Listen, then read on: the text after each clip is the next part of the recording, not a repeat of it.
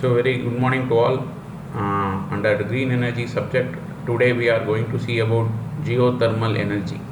We will see what is geothermal, then we will see how power is being produced from geothermal.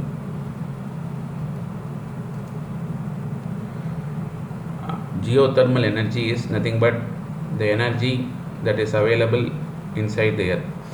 So we know that in the center of the earth is even now it is an hot molten stage. So energy originates from the radioactive decay of minerals and the residual heat from the earth formation. So at the time of formation of earth, theory says it was red hot. So it finally cooled down on the surface, that leads to water and all other things and human beings and living organisms. So even now center of the earth is, we feel it is hot. Okay, so it is the renewable and sustainable energy source. Since this heat is there from the formation, so it will continue for future also. So this energy comes under renewable and sustainable energy. So earth interior consists of several layers. The topmost we see as crust, in between layer is called mantle, and the center portion is called core. The core is the totally hot. So this is core, this is mantle, and this top is your crust. Crust is very small layer followed by mantle, then you have inner core. So inner core you can see it is around 7800 Fahrenheit. That is the heat which is there inside it. So the hottest part, with the temperature exceeding 5000 degree, the heat from the core slowly moves towards the surface. Gradually temperature decreases, and when it reaches the surface it is very less, where it can be harnessed in the form of hot water, steam, or dry heat from underground reservoir. So from there the heat might be traveling through water as an hot water. In some case, if the temperature is more, water will be converted into steam or dry heat. There will be no water, no steam, you will have hot rocks, and that rocks gets eaten up, so it is called as a dry heat. So type of geothermal energy, first of all we will see hydrothermal system. In hydrothermal system, you will have a lake, and when you see the lake, the lake will have boiling water, which means the water boils on the lake. We can see the evaporation of water and all. So contain natural occurring hot water or steam trapped in underground reservoir. So here you can, this image you can clearly see the water is boiling as if it is like a plate on oven. So if you keep a vessel with water on a oven, we can see the water boils. Similar ways you can see this pond found in a region with high volcanic activity. So what is the reason for this is, under this pond there is some volcano that leads to increase in temperature, then used for electric generation, direct heating application. So see here, since water is directly converting into steam, we can use this for electricity generation. And a well-known place is Yellowstone National Park in USA, and this photo is also from that Yellowstone National Park. The second type is geopressed reservoir. So this is deep under reservoir containing hot brine and dissolved methane under high pressure. So when you say geopressured, you will have both water as well as some gas. So methane, if it is there, you can directly use the methane, you can use it for combustion, and you can use it to generate power. Can be used for both thermal energy and natural gas extraction. So methane is a natural gas extraction, so you can take this gas and use for cooking purpose also. So found in deep sedimentary bases. So when you see here, this is the top layer, and this is the layer which has been geopressed, and from the bottom I get the hot gasoline fluid as well as your methane gas. And the third one is hot dry rock. So this is what I have told initially. There are three types. One we will say hot water, another one is steam, third one is dry rock. So this rock doesn't contain any water, but it is very heated, so it has a heat source. So now what we have to do is we have to send water from outside, try to touch this surface, and we will take it back. So the water which is coming will be very cold. When this touches this rock and when we bring it outside, it will be very hot water. So that hot water you can convert it into steam, or you can use it for power generation. Okay, used enhanced geothermal system to generate electricity. So this is a photo taken from France, where you have this dry rock. And the third one is magma resources. Magma resources is nothing but directly tapping your volcano. This is little bit tedious and it is dangerous to handle, but you will get a huge amount of energy. What we are actually doing is, there are some volcanoes that will not come out, but it will be deep under the earth in the form of volcano itself. So now what we have to do is we have to dig a hole from the surface and try to touch this place where till volcano is there. So that is called as magnum resource, the most extreme form of geothermal energy, where heat is directly extracted from molten rock. Still the research phase due to extreme temperature and technical challenge. Till now from this we are not able to get, because it is very hot. You have to take all preventive measures and safety steps to operate in safe mode. The selection of geothermal plant. Selecting an ideal location for geothermal plant involve various geological, technical, economic and environmental impact. The key criteria includes, okay, so how to select a place for geothermal power plant. So what and all is required to make geothermal power plant? So first one is pressure of high temperature geothermal reservoir. So you should have a presence of high temperature geothermal, which means minimum 150 degree. So if you are getting water or steam or anything less than 150, steam you will not get it, you will get it only water. If the water is less than 150 degree, then I cannot use that for generating power or any other thing. It is only hot water you can tap. Then the active geothermal features such as hot spring, geyser and should be there. Then tectonic activities indicating geothermal potential such as volcanic eruption. So if you select a region and if you put a power plant, and in one fine day if volcano comes, then the entire plant or the investment will become waste. So you have to see that you have to put a study that where there won't be any volcano eruption. Then temperature and pressure high enough to produce steam or superheated water should be available, then only it is useful. Permeability and porosity, sufficient fluid flow through the rock formation for effective heat extraction. So if you say that you have a rock, hot rock, then from top you will send the water and try to get steam. That rock should be in porous in nature. Only if it is porous, porous means will small holes. Only if it is porous, then what will happen is between that porous this water will go and it will get eaten up.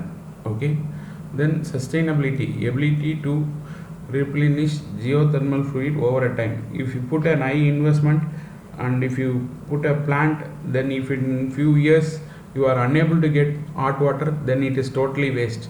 So it should be of sustainability for longer duration of time. Then proximity of power grid to minimize transmission loss and infrastructure cost. See, this should not be available on very remote location like inside a desert or inside a dry land of so much kilometers. If that is so, assume that if you are getting a geo plant of around 400 to 500 kilometers away from the place where human lives, then it is a waste in transmission loss. So even if you generate power and if you transmit, it is loss and the infrastructure cost will be more. Then comes transport and logistic, availability of road and accessibility for drilling and plant step, which means the place we have selected for geothermal should not be of higher altitude or unreachable place. So it should be easily you are supposed to approach and come back to that place. Then water availability. See, hot place you have identified like in hot rocks, but if there is no water available there, how you are going to tap the heat. So essential for cooling in some geothermal plant, so water availability should be there. Then impact on local ecosystem, avoiding disturbance to wildlife, water source and other air quality. This we all know. When you set up any particular power plant, there if animals are living or it has an high pure form of water resource and the air quality is pure, then you are not supposed to go and install there, so thereby you will disturb the ecosystem. Seismic risk, avoids excess execute due to drilling and fluid injection. This is nothing but you have to avoid. See, you should not identify a place where this hot rock or hot water is available deep under the earth. In that case, you have to go for high drilling and fuel injection that may disturb the environment. Legal and regular approvals, compliance with the government policy and environment laws, we have to check whether that is there in that particular region, then only you are supposed to proceed. So now we will see there are different types of steam plant. First one is dry steam plant, which is nothing but from the word itself it is very clear. From the ground itself I am going to get in the form of steam. So there is no water converting that water into steam and all, directly from the ground. There are some places where you will get steam itself from deep under the ground. So in that case what we will do, directly take the steam. You can see in this image from bottom what I am getting is direct steam. That steam is being made to flow towards the turbine blades, and this turbine blades gets rotate. Once this turbine blade rotate, it is connected to a generator, so generator will generate power.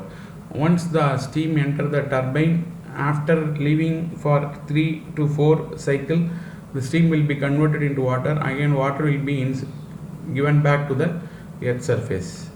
So there are most commonly type of geothermal plant is dry steam. According to about half of the installed in geothermal in around the world is from dry steam. It working by pipe hot steam from underground reservoir directly into turbine. That is what it is there. So which powers the generator, provides electricity. Afterwards the steam condensed back into water and it is piped back to the reservoir. So Geysir thermal areas is the world's largest dry steam geothermal field. During the peak production, see, you can see it was entire geothermal was started in 1987 itself and served around 1.8 million people in San Francisco, California. And the second one is one more example. Now let us move on to the second type, which is flash steam plant. In flash steam plant, from deep under the earth you get only hot water. This hot water you have to use it for converting into steam. Here we will use ammonia or any other material. Assume you are getting hot water, which means it is around 100 to 110 degree. That is not steam. But when you want to rotate your turbine, you need only steam. The reason is if you cannot make the water to flow, then the blade will get corroded. Corrosion takes place. So avoid corrosion, we will always go only with respect to steam. So to get the steam, what we will do, there are some fluid like the ammonia which gets into super steam even at 100 degree itself. So from the water I will get the heat transfer. So I will transfer the heat to ammonia fluid, that will get into steam and we will rotate the blade. Again the water is cooled back and sent back to the reservoir. So for flash steam plant, instead of pumping hot steam, these pump water directly into flash tank on the surface. Flash tank is much lower temperature compared to high pressure fluid, causing the content to steam. In this turn, power the turbine which is cooled and condensed back and pumped back. And this is one of the example where you have flash steam plant. Then next one is binary cycle plant. In binary cycle plant, previously what we have seen is you will have this flash tank. From the flash tank you will get the steam. After that is been cooled and it is been sent back. Here there is same fluid which is traveling, whereas here this path is different and this path is different. See, this we will use if the water coming from the underground is a corrosion in nature or it contains any other material like radioactive or any other thing such that I cannot allow it on my turbine. So what I will do, from what I am getting from bottom is separate, and water which I am using to generate steam is different. So this is a separate liquid that will not come in contact with your underground water or steam which is coming from deep under the earth. So this anything coming from deep under the earth is different, and I will have a different water for converting into steam. Similarly, I can use water or ammonia material for generation of steam and to rotate my blades. Unlike other two, when you see, they are directly from what we are getting is being forced to turbine. Here we have a serve as a channel between geothermal server and geoturbine. This heat a second liquid into steam which is power the turbine that drives the generator. So you have a second liquid. First liquid is liquid which is coming from deep under the earth, and the second liquid is nowhere related with which is from the bottom. This is a separate. So we call it as closed loop, which means this path is entirely closed. This will not come in contact with your water which is coming from deep under the earth. So that is about binary cycle. Hot water is recycled and injected back into earth, and the second liquid is recycled through turbine back into heat exchanger where it can be used again and again. So this is with respect to geothermal plant. Thank you for listening. If you have any doubts or any clarification is required, you can go and comment on the YouTube channel where I will answer you. Thank you.